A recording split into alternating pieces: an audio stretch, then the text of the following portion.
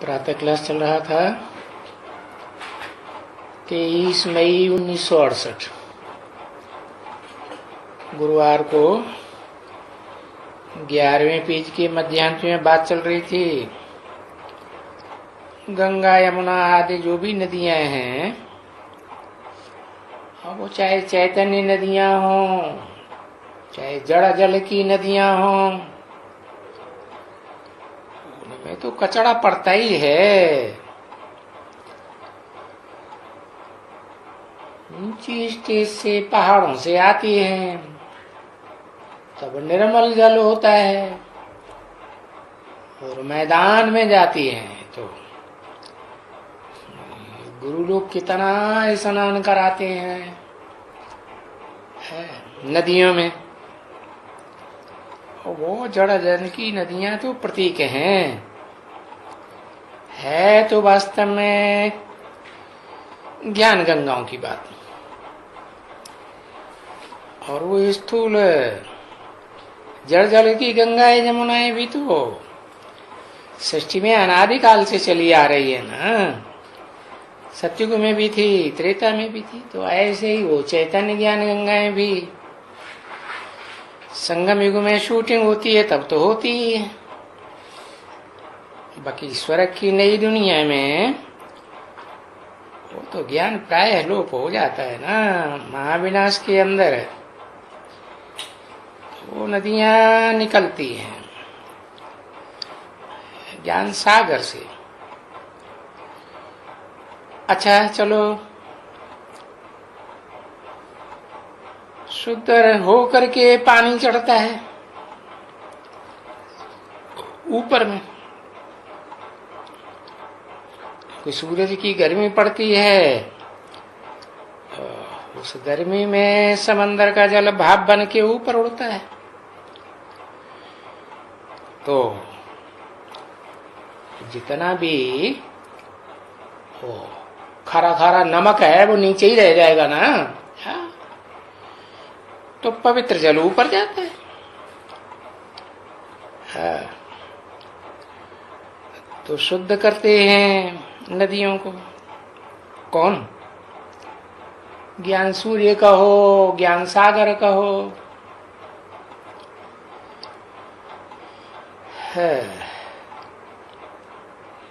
कीटाणु रहित कर देती है पानी को, साफ और शुद्ध। जैसे यहां भी इस दुनिया में करते हैं ना। हाँ ठीक है ना बच्चे। अभी लेक में तो कचरा पड़ता है ना शहर का है। माउंट आबू में मुरली चल रही थी ना, तो नक्की लेक का मिसाल दिया है। फिर ये लेक का पानी जाता है ऊपर में।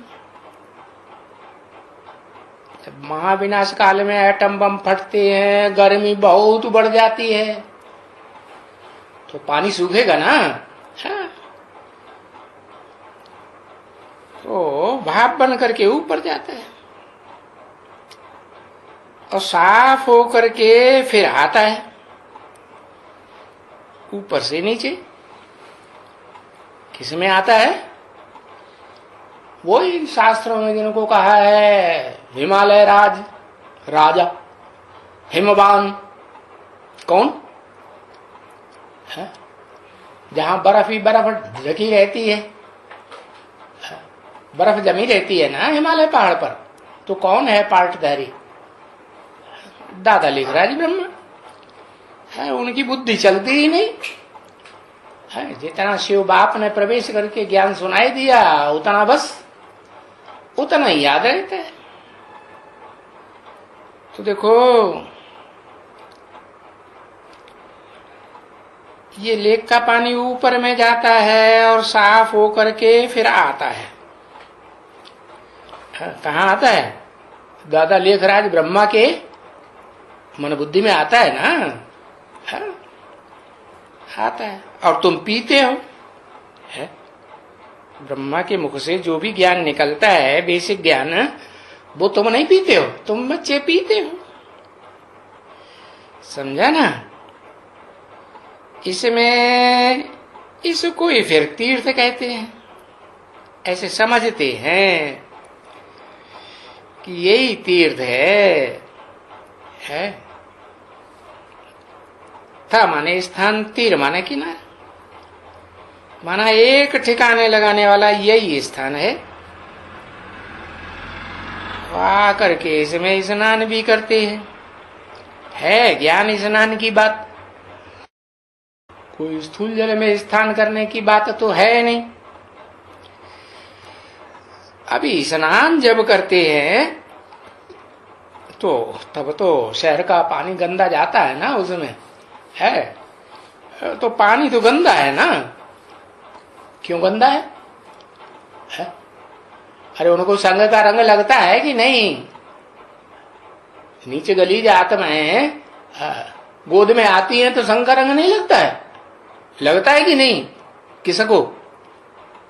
हिमालय राज को, जिन्हें शास्त्रों में बोला है, दादा लिख रहे हैं ब्रह्मण। तो पानी तो गंदा है ना, वो तो जा करके फिर फिल्टर होता है। क्या? हाँ, जा करके। कहाँ जा करके? जब विनाश होता है ना, बहुत गर्मी पड़ती है, अति की गर्मी पड़ती है, तो भाप बन के ऊपर उठेगा ना, तो फिल्टर हुआ ना। हाँ, वैसे ही गंगा होवे या यमुना होवे या कोई भी नदी का पानी होवे, है वो आता तो है बहुत। कहां से आता है?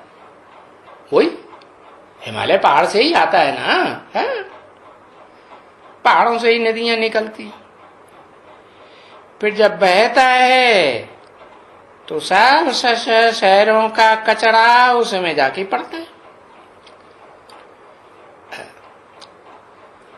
तो ये तो जानते हो ना, नदियों में कचरा पड़ता है ना शहरों का, है? तो सागर में भी पड़ता है? नदियां ले जाके वो गंदा पानी कहाँ डालती है? सागर में डालती है ना, है? कौन से सागर में? है? वो सूर्य की तरह ऊपर है या नीचे है? धरणी माता से चिपका हुआ। हाँ। तो नदियों में भी पड़ता है तो सागर में भी पड़ता है। अभी नदियों का पानी भी फिल्टर करते हैं। अभी माने कब? अभी ये पुरुषोत्तम संगम युग चल रहा है ना, तो इसमें जब महाविनाश का टाइम आएगा ना, एटम बम फटेंगे ना, तो गर्मी से है ये चाहे नक्की लेक हो और चाहे गंगा यमुना नदियां हो, उनका पानी फिल्टर होकर के भाप बन के ऊपर उड़ेगा ना, है? समझे ना? परंतु पानी तो वो भी कचरा है ना, हाँ। क्योंकि सारा शहर का मैला कचरा उसमें भर जाता है। किस में है? उन नदियों में भर जाता है कि नहीं? या नक्की झील में भरता है कि नहीं? हाँ, भर जाता है। अभी उनमें से तो कोई पावन हो ही नहीं सकते। नदियों में कहो या झीलों में कहो, उनसे कोई पावन नहीं हो सकते। और वो तो चलता आता है। क्या? नदियों का पानी हो या झीलों का पानी हो, वो तो जन्म जन्मांतर सतयुग से लेके कलयुग के अंत तक चलता ही आता है कि नहीं? चलता आता है। तो ये जो सर्व का सदगति दाता है ना, क्या ये किसकी तरफ इशारा किया है? ये सर्व का सदगति दाता। अरे किसकी तरफ? ये कह के इशारा किया होगा ना। सर्व की सदगति दाता कौन हुआ? है? अरे कोई हुआ कि नहीं हुआ है? हाँ, जिस मुकर्रर रथ में प्रवेश करते हैं ना, तो उस रथ के लिए बताया कि मैं उसको आप समान बनाता हूं। हाँ, तो ये 500-700 करोड़ जो भी मनुष्य मात्र है उन सब की सदगति करने का निमित्त बनता है कि नहीं? नहीं बनता है? बनता है। हाँ, तो वो तो एक बाप होता है? कौन? जिस साकार मनुष्य पतित तन में मैं प्रवेश करता हूं, आदम में कहो है या अर्जुन में कहो है, तो वो तो एक ही बाप है ना सारी मनुष्य सृष्टि का। कि सारी मनुष्य सृष्टि का अलग अलग धर्म पिता बाप है? नहीं। तो वो बाप बैठ करके तुम बच्चों को आए करके वो बोलते हैं कि बच्चे मुझे आना ही पड़ता है। क्या? हाँ, कहाँ आना पड़ता है? आना ही पड़ता है। जो बताया ना, बाप साकार से आकारी बना, आकारी से निराकारी, फिर साकार बनेगा। लास्ट में साकार बनेगा ना। साकार बनेगा तभी तो संग का रंग लगेगा ना बच्चों को।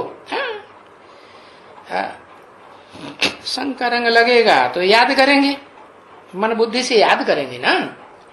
चलो, अखबार में भी फोटो देखा होगा कोई ने, प्रैक्टिकल में सामने आके नहीं लिया होगा, तो उनको भी संग का रंग लगेगा कि नहीं?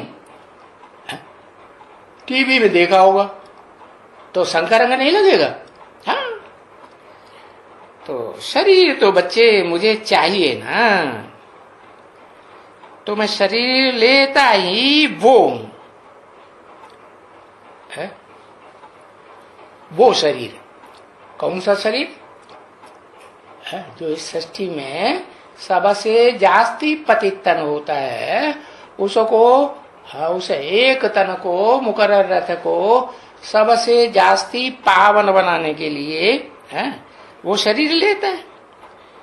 जो अपने जन्मों को नहीं जानते है, वो सारी मनुष्य सृष्टि का बाप आदम, एडम कहो, अर्जुन कहो, वो अपने जन्मों को जानता है।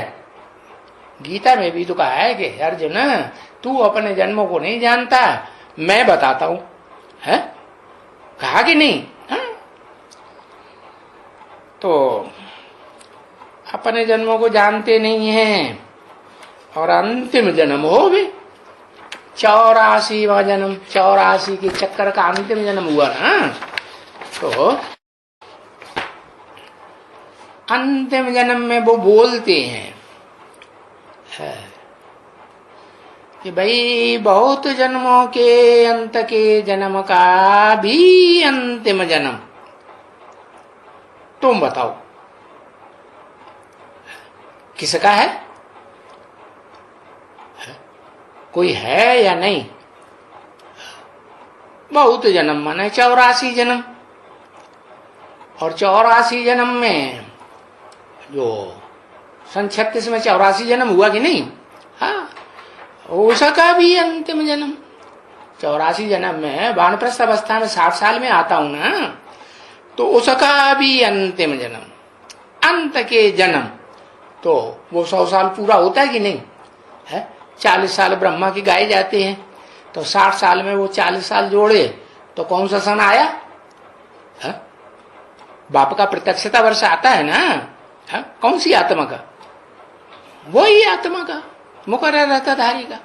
हाँ, तो वो अंतिम जन्म हुआ है। हाँ, उसको कहेंगे ब्रह्मा नामधारियों में परम ब्रह्म। तो उस अंत के जन्म का भी अंतिम जन्म तुम बताओ। है? उस 76 में जो जन्म हुआ है परम ब्रह्म का, उसका भी अंतिम जन्म कब हो? बताओ किसका हुआ? कोई बोलेगा? हाँ, तुम बोलेगा, और तो कोई बोल नहीं सकता। ये ब्रह्मा भी नहीं बोल सकता, इसके फॉलोअर्स भी नहीं बोल सकते, और वो धर्म पिता है तो बता ही नहीं सकते।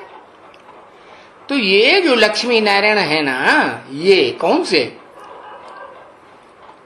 ये जो चित्र में दिखाए हैं प्रकाश के अंदर, ज्ञान सागर ज्ञान देते हैं ना, तो ज्ञान के प्रकाश में रहते हैं, मनन चिंतन मंथन में। ऐसे तो नहीं दुनियादारी में बुद्धि लगी रहती है, नहीं। तो ये है आदि नारायण है, वो पहले जन्म में था।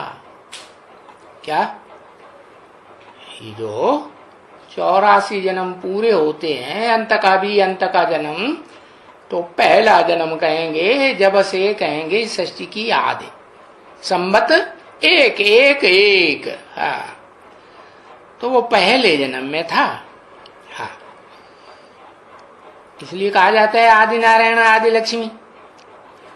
तो 84 जन्म लेकर के पिछाड़ी में ये आया है।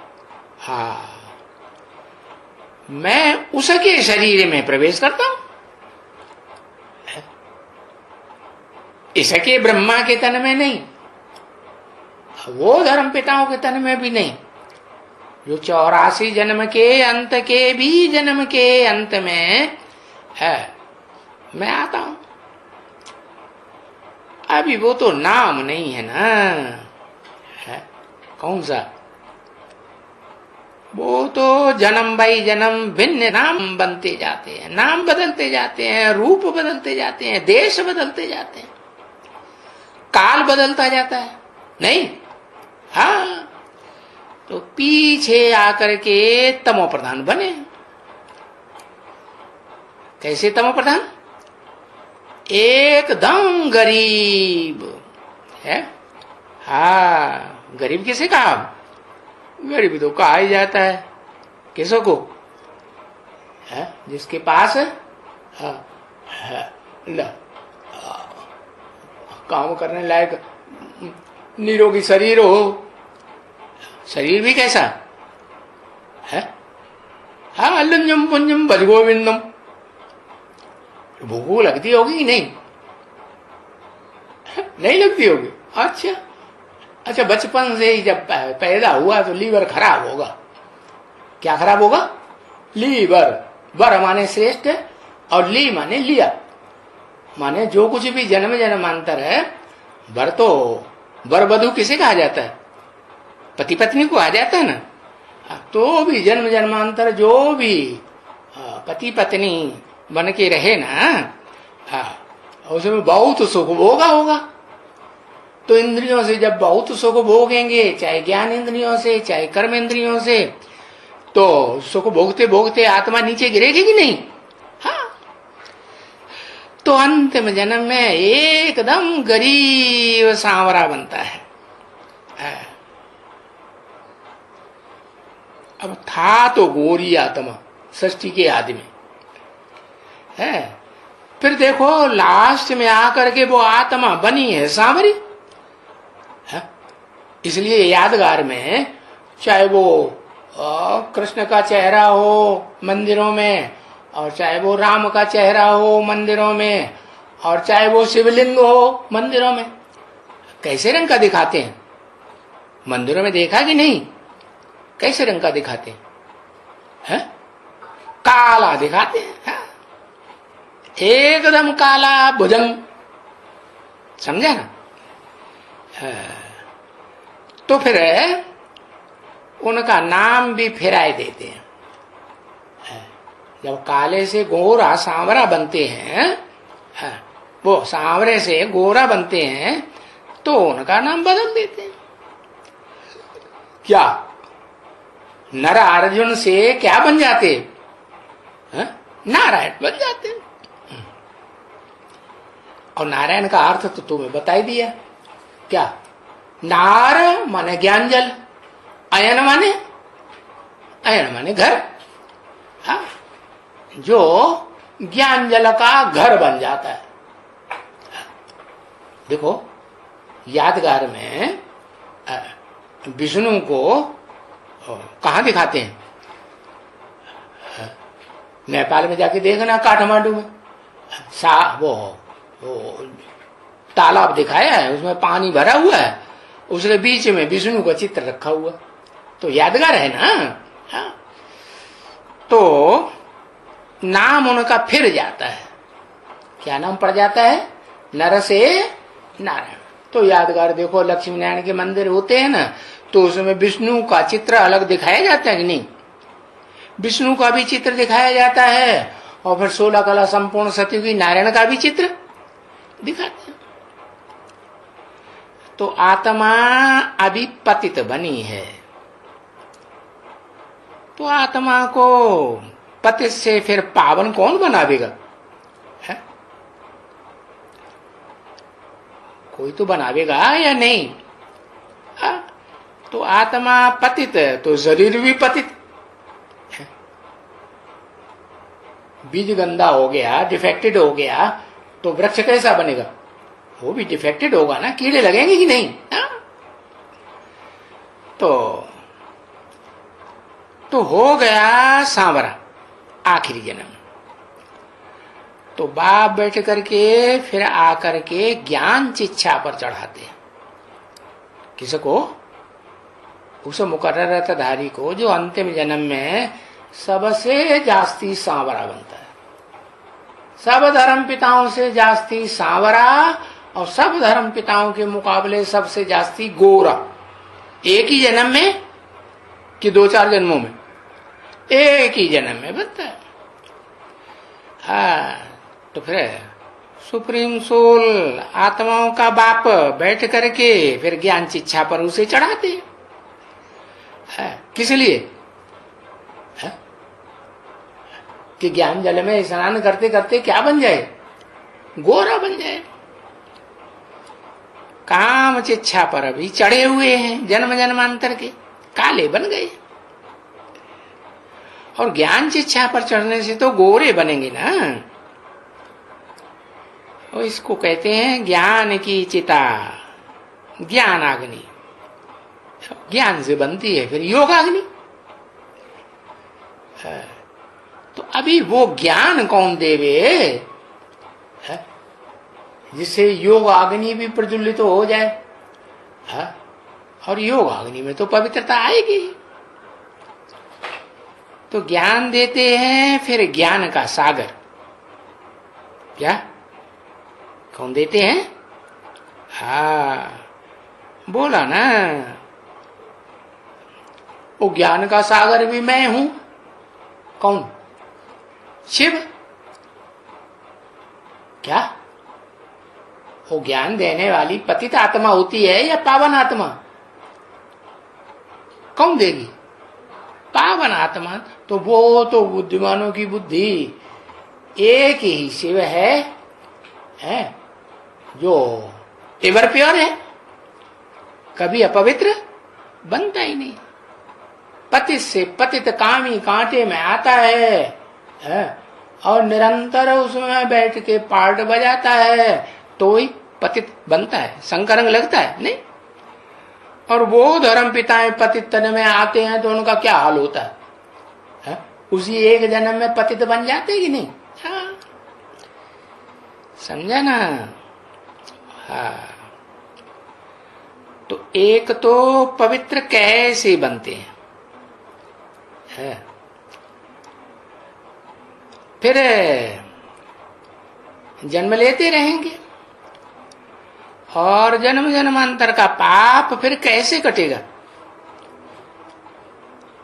तो उसके लिए बता दिया कि वो कोई देह के पुरुषार्थ करने से नहीं बनेंगे, कि कर्मेंद्रियों का कर्म करते रहो तो पावन बन जाएंगे, या ज्ञानेंद्रियों से पावन बन जाएंगे, मुख से कीर्तन करते रहो, मुसलमानों की तरह नमाज पढ़ते रहो तो पावन बन जाएंगे, या क्रिश्चियंस की तरह गिरजाघर में प्रार्थना करते रहो बोल बोल के तो पावन बन जाएंगे? नहीं, पाप कटेंगे मन बुद्धि से याद करने से। क्या? किसको याद करना है?